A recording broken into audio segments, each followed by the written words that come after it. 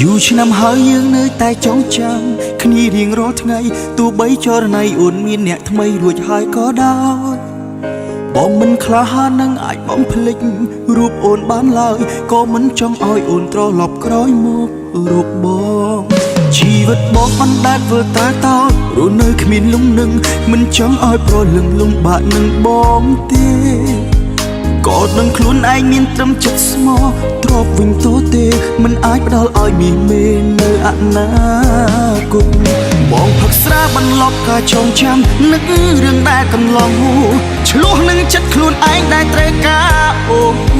ព្រោះបងមិនដឹងថានឹងត្រូវធ្វើដូចម្ដេចទើបបងអាចបំភ្លេចអូនពីបេះដូងបានត្រូវរៀនរស់រៀនដើរដោយគ្មានអូនបែរដងខ្ទេចខ្ទាំក៏ដោយបើអាចត្រឡប់ក្រោយធ្វើមិនស្គាល់គ្នាអតីតកាលយើងស្គាល់តែលំបាករស់នៅដូចត្រូវបណ្ដាសាមិនចោះសំរងគ្នារៀងរាល់ថ្ងៃ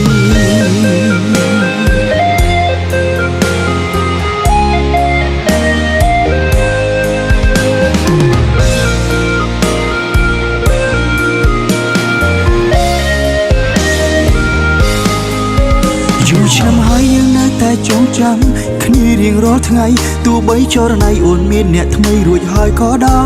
យបងមិនក្លាហាននឹងអាចបំភ្លេចរូបអូនបានឡើយក៏មិនចង់ឲ្យអូនត្រឡប់ក្រោយមករូបបងជីវិតបងអណ្ដែតធ្វើតែតោរស់នៅគ្មានលំនឹងមិនចង់ឲ្យប្រលឹងលំបាកនឹងបងទេក៏ដឹងខ្លួនឯងមានត្រឹមចិនស្មោះទ្របវិញទោទេមិនអាចផ្ដល់ឲ្យមានមេនៅអនាគតបងផឹកស្រាបន្លប់ការចងចាំនឹករឿងដែលកន្លងហួរឆ្លោះនឹងចិត្តខ្លួនឯងដែលត្រូវការអូនព្រោះបងមិនដឹងថានឹងត្រូវធ្វើដូចម្ដេចទើបបងអាចបំភ្លេចអូនពីបេះដូងត្រូវរៀនដើរដោយគ្មានអូនបែរដងតិចខ្ទាំក៏ដោយបើអាចត្រឡប់ក្រោយធ្វើមិនស្គាល់គ្នាអតីតកាលយើងរស់ដូចត្រូវបណ្ដាសារស់នៅមិនចោះសំរងនឹងគ្នារៀងរាល់ថ្ងៃ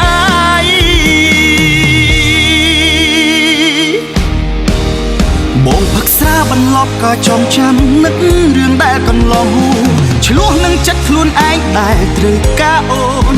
បងមិនដឹងថាត្រូវធ្វើយ៉ាងណាហើយត្រូវធ្វើខ្លួនដូចដេចទើបបងអាចបំភ្លេចអូនពីបេះដូងបា